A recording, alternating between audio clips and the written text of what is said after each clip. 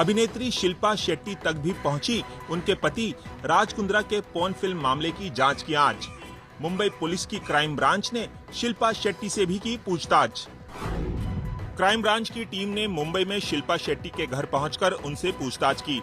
Police Raj Kundra को आज दोपहर को यहां लेकर पहुंची थी और पति पत्नी दोनों से एक साथ भी पूछताछ की गई। क्राइम ब्रांच ने पोर्न फिल्म मामले में शिल्पा शेट्टी का बयान दर्ज किया। शिल्पा शेट्टी के पति राज कुंद्रा पर अश्लील फिल्में बनाने और उन्हें अपलोड करने का आरोप है। सूत्रों से पता चला है कि पुलिस शिल्पा शेट्टी के बैंक खातों की भी जांच कर सकती है। पुलिस ये जानने की भी कोशिश कर रही है कि पैसों का लेन देन शिल्पा शेट्टी के बैंक खातों से भी हुआ था या नहीं। राज कुंद्रा की गिरफ्तारी के वक्त ही एबीपी न्यूज ने बता दिया था कि शिल्पा शेट्टी से भी इस मामले में पूछताछ की जा सकती है। मुंबई पुलिस को इस बात का शक है कि शिल्पा शेट्टी अपने पति राज कुंद्रा के पोर्न कारोबार की एक अहम राजदार हो सकती हैं। पोर्न वीडियोस बनाने के मामले में मुंबई पुलिस की क्राइम ब्रांच ने राज कुंद्रा के घर पर की छापेमारी। मुंबई पुलिस को अपनी जांच में पता चला है कि गिरफ्तारी के बाद राज कुंद्रा के एडल्ट फिल्मों के कारोबार से जुड़े कई प्रकार के डेटा को डिलीट किया गया है। मुंबई पुलिस की क्राइम ब्रांच आज दोपहर को राज कुंद्रा को उनके जुहू स्थित बंगले किनारा में अपने साथ ले गई। शिल्पा शेट्टी भी इसी बंगले में रहती हैं। पुलिस ने राज कुंद्रा के घर में गहरी छानबीन की। पुलिस सूत्रों के मुताबिक 19 जुलाई को राज कुंद्रा की गिरफ्तारी के बाद बहुत सा डेटा डिलीट किया गया है, जिनमें कुछ कागजात भी शामिल हैं। उस डेटा को वापस हासिल करने की कोशिश की जा रही है। इस बीच मुंबई पुलिस ने राज कुंद्रा के खिलाफ सबूत मिटाने से जुड़ी कानूनी धारा भी जोड़ दी है। सूत्रों से पता चला है कि राज कुंद्रा के लैपटॉप से पुलिस को 51 एडल्ट फिल्में भी बरामद हुई हैं। राज कुंद्रा फिलहाल 27 जुलाई तक पुलिस की कस्टडी में रहेंगे। इस बीच राज कुंद्रा ने अपनी गिरफ्तारी को अवैध बताते हुए उसे बॉम्बे हाईकोर्ट में चुनौती दी है। महाराष्ट्र के चिपलून में बाढ़ की तबाही के बीच एक दिल दहला देने वाला वीडियो सामने आया है। रेस्क्यू के दौरान जरा सी चूक से एक लड़की की जान पर आफत बनाई। एक बिल्डिंग के ग्राउंड फ्लोर पर बाढ़ में फंसी लड़की को रस्से पर टायर बांधकर ऊपर खींचा जा रहा था। उसे लगभग ऊपर खींच भी लिया गया, लेकिन अंतिम मौके पर जरा सी चूक हो गई। बचाव में जुटे एक शख्स ने लड़की का हाथ पकड़ने की कोशिश की। टायर को पकड़ी लड़की का हाथ अचानक छूट गया और वो तीसरे माले से वापस बाढ़ में गिर गई। चिपलून का ये वीडियो वायरल हो गया है, लेकिन लड़की की पहचान अब तक नहीं हो पाई है। ना ही ये पता लग पाया है कि लड़की सलामत है या नहीं। रायगढ़ में जो तबाही हुई है, तबाही का कारण बनी है स्थानीय नदियां, जिनमें जब जोरदार बारिश के बाद पानी इकट्ठा हुआ है तो नदियों के तट के आसपास जो इलाके बसे थे पानी में पूरी तरीके से तबाह हो गए। स्थानीय नदी है, इस नदी के प्रबल प्रवाह को देखिए। बारिश जोरदार हुई, बारिश के बाद इस नदी में पानी बढ़ा। पानी इस हद तक बढ़ा कि जिस पुल पर हम खड़े हैं उस पुल को भी ये पानी डुबा ले गया।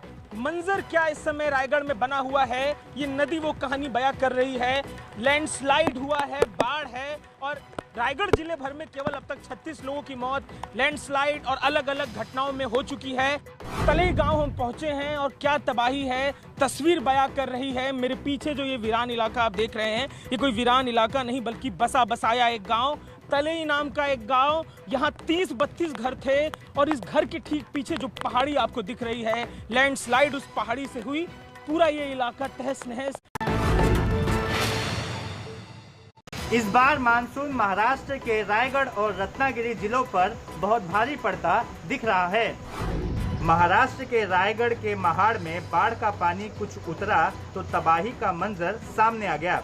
बाढ़ के पानी का प्रवाह इतना तेज था, ये तबाही की इन तस्वीरों से समझ सकते हैं।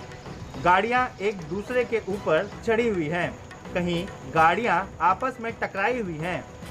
कई मोटरसाइकिल और कारों के बुरे हाल हो गए हैं। कुल मिलाकर यहाँ सारी गाड़ियाँ और बाइक्स को कुछ न कुछ नुकसान जरूर हुआ है। बाढ़ गुजरी तो तबाही के निशान छोड़ गई। महाराष्ट्र के रायगढ़ में बाढ़ से कई गाड़ियाँ बर्बाद हो गई। महाराष्ट्र के चिपलून में कोरोना अस्पताल में बाढ़ का पानी घुसने की वजह से 8 कोरोना मरीजों की जान चली गई। बाढ़ का पानी अस्पताल में जाने की वजह से वेंटिलेटर्स बंद पड़ गए। बाढ़ में डूबे रत्नागिरी जिले के चिपलून पर आई ये आपदा 8 कोरोना मरीजों की जिंदगी पर भारी पड़ गई। चिपलून के इस अम्प्रांत अस्पताल में बाढ़ का इतना पानी घुसा कि कोरोना मरीजों की जान पर बन आई। अस्पताल के वेंटिलेटर बंद पड़ गए, जिसकी वजह से 8 कोरोना मरीजों की मौत हो गई, जबकि वो कोरोना से जिंदगी की जंग लड़ रहे थे। महाराष्ट्र के चिपलून में स्थिति जो है भयंकर हो गई है। नौबत ये आ गई है कि अब सेना को भी चिपलून में मोर्चा संभालना पड़ रहा है। कर्नाटका के बेलगावी में जमीन खिसकने से फंस गई ट्रेन में कई घंटों तक यात्री भी फंसे रहे। इतना भयानक भूस्खलन हुआ कि एक पूरी की पूरी ट्रेन पटरी पर ही फंस गई। ये कर्नाटका के बेलगावी इलाके की तस्वीरें हैं, जहां सोनालियम कुलेम और दूधसागर कोरंजोल के बीच भारी भूस्खलन हुआ। ये सफर ट्रेन के यात्रियों पर बहुत भारी गुजरा। ट्रेन चलती जा रही थी और बारिश का पानी बहुत तेजी से ट्रेन के अंदर घुसता जा रहा था। इससे ट्रेन में भारी अफरा तफरी मच गई। बाद में कुछ आगे पहुंची तो ट्रेन जमीन खिसकने से पटरी पर आए मलबे की वजह से वहीं रोक देनी पड़ी। यात्री घंटों तक ट्रेन में ही फंसे रहे। दक्षिण भारत में भारी बारिश और भूस्खलन को देखते हुए उत्तर रेलवे ने भी 23 जुलाई से 27 जुलाई तक 8 ट्रेनें रद्द कर दी है, जबकि 2 के रूट बदल दिए गए हैं। यूपी चुनाव से पहले राहुल गांधी का सेल्फ गोल, कहा यूपी का आम पसंद नहीं। आज संसद परिसर में राहुल गांधी ने पत्रकारों से अनौपचारिक बातचीत में कुछ ऐसा कह दिया जिस पर सियासी बवाल मच गया। जिक्र आम का हुआ तो राहुल गांधी ने अपनी पसंद बता दी। I don't like UP आम। I like Andhra। Rahul Gandhi के इस अनौपचारिक बयान को उनके सियासी विरोधियों ने लपक लिया। यूपी के सीएम योगी आदित्यनाथ ने राहुल गांधी के बयान पर निशाना साधा। ट्विटर पर लिखा, राहुल गांधी जी, आपका टेस्ट ही विभाजनकारी है। आपके विभाजनकारी संस्कारों से पूरा देश परिचित है। आप पर विघटनकारी कुसंस्कार का प्रभाव इस कदर हावी है कि फल के स्वाद को भी आपने क्षेत्रवाद की आग में झोंक दिया। लेकिन ध्यान रहे, कश्मीर से कन्याकुमारी तक भारत का स्वाद एक है। यूपी चुनाव के लिए फिजा बन चुकी है। ऐसे मौसम में राहुल गांधी का ऐसा सीधा सपाट जवाब देना किसी सेल्फ गोल से कम नहीं। 2 बच्चों की नीति लाने का फिलहाल केंद्र सरकार का नहीं है कोई इरादा। संसद में लिखित जवाब में दी ये जानकारी। चुनावी मौसम में जनसंख्या नियंत्रण कानून के राजनीतिक शोर के बीच फिलहाल केंद्र सरकार ने 2 बच्चों की पॉलिसी लाने से साफ इनकार कर दिया है। इस सिलसिले में लोकसभा में मध्य प्रदेश के होशंगाबाद से बीजेपी सांसद उदय प्रताप सिंह ने एक लिखित सवाल पूछा। उन्होंने पूछा कि क्या सरकार 2 बच्चों की नीति लाने पर विचार कर रही है। इस सवाल का केंद्रीय स्वास्थ्य राज्य मंत्री भारती पवार ने लिखित जवाब दिया कि नहीं। उत्तर प्रदेश में अगले साल की शुरुआत में होने वाले विधानसभा चुनावों से ठीक पहले अब जनसंख्या नियंत्रण कानून को लेकर चर्चा शुरू हो गई है, लेकिन केंद्र सरकार ने अपने लिखित जवाब में साफ तौर पर कह दिया है कि फिलहाल वो देश में पहले से चले आ रहे परिवार नियोजन कार्यक्रम पर ही जोर दे रही है। चीन सीमा के करीब तवांग तक सुरंग पहुंचाने के लिए बीआरओ को मिली बड़ी कामयाबी। बीआरओ ने सामरिक महत्व की सेला टनल के आखिरी ब्लास्ट को दिया अंजाम। सेला टनल की ये तस्वीरें उस आखिरी ब्लास्ट के बाद की है जो कि बीआरओ ने किया है। इस वीडियो में टनल के आखिरी छोर पर रोशनी साफ दिखाई दे सकती है। बीआरओ के महानिदेशक लेफ्टिनेंट जनरल राजीव चौधरी ने दिल्ली में वीडियो कॉन्फ्रेंसिंग के जरिए सेला टनल की एस्केप ट्यूब यानी टनल का आखिरी ब्लास्ट किया। इस आखिरी ब्लास्ट के साथ ही तवांग को जोड़ने वाली इस सामरिक सुरंग को बनाने के काम में तेजी आ गई है, क्योंकि अभी एक साथ मुख्य टनल और एस्केप ट्यूब यानी टनल का काम शुरू हो गया है। सेला टनल को स्नो लाइन से काफी नीचे बनाया गया है ताकि सर्दियों के मौसम में बर्फ हटाने की जरूरत न पड़े। निर्माण पूरा होने के बाद 13,000 फीट की ऊंचाई पर सेला टनल दुनिया की सबसे लंबी सुरंग बन जाएगी। राजस्थान के शिक्षा मंत्री के जिन रिश्तेदारों पर इंटरव्यू में जमकर नंबर बढ़ते, अब उन्हीं तीनों के जाति प्रमाण पत्र संदेह के घेरे में आ गए हैं। राजस्थान के शिक्षा मंत्री गोविंद सिंह डोटासरा की बहू प्रतिभा के भाई गौरव और बहन प्रभा की राजस्थान लोक सेवा आयोग से जारी इन मार्कशीट में तीनों की कैटेगरी BC यानी बैकवर्ड क्लास दर्ज की गई है। लेकिन इन तीनों के पिता रमेश चंद्र पूनिया, जो कि डोटासरा के समधी भी हैं, वो अभी चूरू में जिला शिक्षा अधिकारी के पद पर नियुक्त हैं। आरक्षण नियम के अनुसार कोई राजकीय कर्मचारी अगर 40 की उम्र से पहले सरकारी अधिकारी बन जाता है तो उसकी संतान को आरक्षण का लाभ नहीं मिल सकता, बल्कि उन्हें क्रीमी लेयर में गिना जाएगा। अब राजस्थान लोक सेवा आयोग के अध्यक्ष और सदस्यों को चिट्ठी लिखी गई है और फर्जी जाति प्रमाण पत्रों के मामले में उनसे FIR दर्ज करवाने की मांग की गई है। सावन के महीने में महंगे हो गए हैं काशी विश्वनाथ मंदिर में VIP दर्शन। मंदिर प्रशासन ने दर्शन और पूजन के फीस बढ़ाई। वाराणसी में काशी विश्वनाथ मंदिर प्रशासन की तरफ से मंगला आरती, सुगम दर्शन, रुद्राभिषेक और पूजन का शुल्क बढ़ा दिया गया है। मंगला आरती के लिए आम दिनों में 350 रुपए, सावन में 700 रुपए और सावन के सोमवार को 1500 रुपए देने पड़ेंगे। सुगम दर्शन के लिए आम दिनों में 300 रुपए, सावन में 500 रुपए और सावन के सोमवार के दिन 750 रुपए चुकाने होंगे। मंदिर प्रशासन का कहना है कि श्रद्धालुओं की बेहतर सुविधा और अच्छी व्यवस्था के लिए शुल्क वृद्धि की गई है। काशी विश्वनाथ मंदिर में इस बार सावन में 2 नए फीस शुरू किए गए हैं। 1 दिन के महामृत्युंजय जाप के लिए 1 लाख रुपए और 5 दिन के महामृत्युंजय जाप के लिए 51,000 रुपए की फीस देनी होगी। कोविड प्रोटोकॉल के बीच शुरू हो गया है टोक्यो ओलंपिक्स। दर्शकों की गैर मौजूदगी में स्टेडियम में हुई भव्य आतिशबाजी। ये आतिशबाजी का नजारा टोक्यो के ओलंपिक स्टेडियम का है। ओलंपिक की शुरुआत में भव्यता में तो कोई कमी नहीं थी, लेकिन कोरोना काल की वजह से स्टेडियम में दर्शकों को आने की इजाजत नहीं थी, इसलिए खाली स्टेडियम में समारोह हुआ। भारतीय ओलंपिक दल इस ओपनिंग सेरेमनी में 21वें नंबर पर उतरा। उद्घाटन समारोह में बॉक्सर MC मैरी कॉम और हॉकी टीम के कप्तान मनप्रीत सिंह भारत का तिरंगे लेकर चले। इधर दिल्ली में प्रधानमंत्री नरेंद्र मोदी ने भी ओलंपिक का उद्घाटन समारोह लाइव देखा। टोक्यो ओलंपिक्स में कोरोना के बढ़ते मामलों ने चिंता बढ़ा दी है। गुरुवार को टोक्यो में पिछले 6 महीनों में कोरोना के नए मामले सबसे ऊंचे स्तर पर थे। सिद्धू बने पंजाब में कांग्रेस के कैप्टन। अपनी ताजपोशी में अमरिंदर सिंह को लाकर सिद्धू ने लगाया जीत का छक्का, लेकिन बयानों में दिख गई दूरी। एक मंच पर मुख्यमंत्री अमरिंदर सिंह और नवजोत सिंह सिद्धू, एक माला में अमरिंदर और सिद्धू। इन तस्वीरों का इंतजार कांग्रेस के लिए बड़ी मेहनत के बाद आया है। नवजोत जी, क्योंकि ਤੁਸੀਂ ਕਾਰੋਬਾਰ ਸਾਰੇ ਪੰਜਾਬ ਦਾ ਤੁਸੀਂ ਅਗਲੇ ਸਾਡੇ ਪਾਰਟੀ ਦਾ ਚਲਾਉਣਾ ਹੈ। ਇਸ ਸਿਆਸਤ ਦੇ ਵਿੱਚ ਅਸੀਂ ਦੋਨੋਂ ਇਕੱਠੇ ਚੱਲਾਂਗੇ। ਕੰਡਕਟਰ ਡਰਾਈਵਰ ਧਰਨਿਆਂ ਦੇ ਰਹੇ ਧਰਨਿਆਂ ਤੇ ਬੈਠੇ ਆ, ਇਹ ਮਸਲਾ ਹੈ। ਮਸਲਾ ਮੇਰੇ ਗੁਰੂ ਦਾ ਇਹ ਮਸਲਾ ਹੈ ਤੇ ਪ੍ਰਧਾਨਗੀ ਉਹਨਾਂ ਮਸਲਿਆਂ ਨੂੰ ਹੱਲ ਕਰਨ ਦੀਆਂ ਉਮੀਦਾਂ ਦੀ ਪ੍ਰਧਾਨਗੀ ਹੈ। उम्मीदां दी। मंच से दोनों के बयानों में एक दूसरे पर इशारों में निशाने साधे गए। सिद्धू और अमरिंदर के तेवर से साफ है कि भले ही मंच पर दोनों मिले हों, लेकिन दिल अभी नहीं मिले हैं।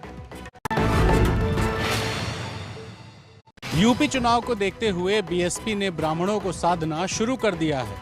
बीएसपी ने आज अयोध्या से प्रबुद्ध संगोष्ठी नाम से ब्राह्मण सम्मेलन की शुरुआत की। 2022 के चुनाव को देखते हुए बीएसपी भी बदली दिख रही है। बीएसपी के महासचिव सतीश चंद्र मिश्रा ब्राह्मणों को जोड़ने की मुहिम के तहत अयोध्या पहुंचे। बाकायदा रामलला और हनुमानगढ़ी जाकर हनुमान जी के दर्शन भी कराए। यही नहीं, सरयू नदी में सतीश चंद्र मिश्रा ने आचमन भी किया। रामलला के हम लोग भी अनुयायी हैं, हम लोगों के प्रभु हैं वो। हम लोग रोज पूजा करते हैं, सुबह उठ करके उनकी, हनुमान जी की करते हैं। तो यहाँ अगर आए, हमने एक कार्यक्रम शुरू कर रहे हैं प्रबुद्ध वर्ग को साथ में जोड़ने के लिए।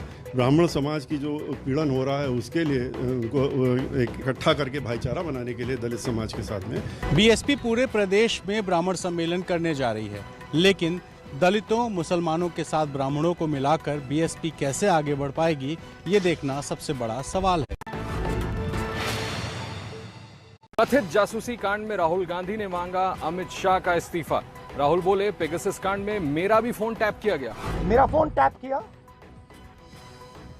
ये मेरे प्राइवेसी का मामला नहीं। नरेंद्र मोदी जी ने इस हथियार को हमारे देश के खिलाफ यूज किया है। होम मिनिस्टर को इस्तीफा देना चाहिए और judicial inquiry, supreme court inquiry Narendra Modi पे होनी चाहिए। किसी का भी फोन इलीगली टैप नहीं हो रहा। जो देश के कानून है उस हिसाब से काम हो रहा है और कोई भी एजेंसी गैर कानूनी काम नहीं कर रही। अगर कर रही है तो देशवासियों को किसी को भी अधिकार है कि जिसे संदेह है अपना फोन दे, उसकी तहकीकात होगी और उसके बाद अगर कोई भी एजेंसी या कोई भी व्यक्ति गैर कानूनी काम कर रहा है तो आईपीसी के तहत काम होगा। अब हम इंतजार करेंगे कि राहुल गांधी फोन अपना कब देंगे ताकि उसके ऊपर इन्वेस्टिगेशन हो सके। मोदी सरकार पर इजरायली सॉफ्टवेयर पेगासस के जरिए नेताओं, उद्योगपतियों और पत्रकारों की जासूसी कराने का आरोप है। हालांकि सरकार इन आरोपों को साजिश बता चुकी है। संसद में आईटी मंत्री अश्विनी वैष्णव से उनके बयान का पर्चा छीनने वाले टीएमसी सांसद शांतनु सेन के खिलाफ हुई बड़ी कार्रवाई। राज्यसभा चेयरमैन ने शांतनु सेन को पूरे मॉनसून सत्र के लिए सस्पेंड किया। राज्यसभा में हंगामे की ये तस्वीरें कल की हैं, जब आईटी मंत्री अश्विनी वैष्णव कथित जासूसी कांड के आरोपों को खारिज कर रहे थे, लेकिन तभी टीएमसी सांसद शांतनु सेन ने उनके हाथ से कागज छीन लिया और स्पीकर की तरफ फेंक दिया। अब स्पीकर ने शांतनु सेन को पूरे सत्र के लिए निलंबित कर दिया है। तृणमूल कांग्रेस ने भारतीय जनता पार्टी के कार्यकर्ताओं पे जिस तरह का वायलेंस किया है बंगाल में, उसी कल्चर को आज पार्लियामेंट में लेके आ रहे हैं। शांतनु सेन पर हुई इस कार्रवाई के बाद टीएमसी नेता अब आरोप लगा रहे हैं कि बीजेपी के कुछ सांसदों ने भी उनसे अपशब्द कहे थे, लेकिन साफ है कि इस कागज कांड से संसद की गरिमा को ठेस पहुंचाई गई है। जम्मू कश्मीर में बड़ी आतंकी साजिश को नाकाम किया गया। कानाचक में 5 किलो आईईडी लेकर उड़ रहे ड्रोन को पुलिस ने मार गिराया। पाकिस्तान की साजिश का यह वही ड्रोन है जिसे आतंकियों ने विस्फोटक की साजिश रखी थी। इसमें जो पैकेट बंधा है दरअसल वो विस्फोटक आईईडी है। करीब 5 किलो विस्फोटक इस ड्रोन से भेजा गया था। जम्मू कश्मीर के अखनूर सेक्टर के कानाचक में पुलिस ने आज सुबह ड्रोन को मार गिराया। तकरीबन 1 बजे रात को एक ड्रोन नजर आया। जिस वक्त वो नीचे आया, पुलिस टीम ने उस पर फायरिंग की और ड्रोन को नीचे मार गिराया। ड्रोन में लगा विस्फोटक आईईडी पूरी तरह से तैयार था, यानी ड्रोन से डिलीवरी मिलने के बाद आतंकी इसे ले जाकर कहीं भी धमाका कर देते। 15 अगस्त से पहले इस ड्रोन को गिराकर सुरक्षा बलों को एक बड़ी कामयाबी मिली है। यूपी के ललितपुर में बाढ़ और बारिश का कहर। पुल पर बह रहे पानी में ऑटो सहित बहे ड्राइवर और पैसेंजर। पुल पर पानी बह रहा है और ऑटो ड्राइवर पैसेंजर को लेकर पानी को पार करने की कोशिश कर रहा है। अचानक आधा पानी पार करने के बाद ऑटो का संतुलन बिगड़ता है और ऑटो ड्राइवर पैसेंजर समेत पानी में चला जाता है। तस्वीरें ललितपुर के जखौरा की हैं। पुल के दोनों तरफ लोग खड़े थे जिन्होंने घटना का वीडियो कैमरे में कैद कर लिया। आप ऐसी गलती बिल्कुल मत कीजिएगा जैसा इन्होंने किया। ये तो गनीमत रही कि दोनों को तैरना आ रहा था, सो जान बच गई। यूपी के सहारनपुर में अचानक आई बाढ़। शाकुंभरी देवी मंदिर का दर्शन करने गए लोग फंसे। बाढ़ में कई दुकानें भी चपेट में आई। जड़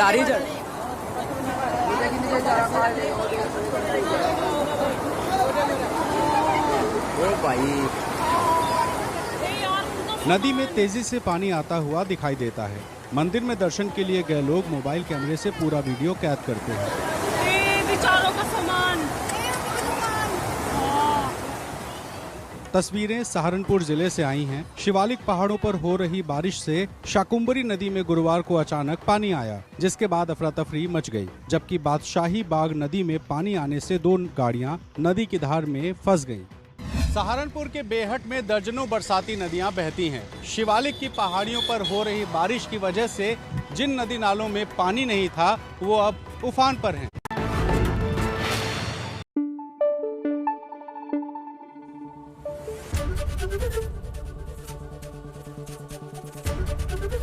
एबीपी न्यूज आपको रखे आगे।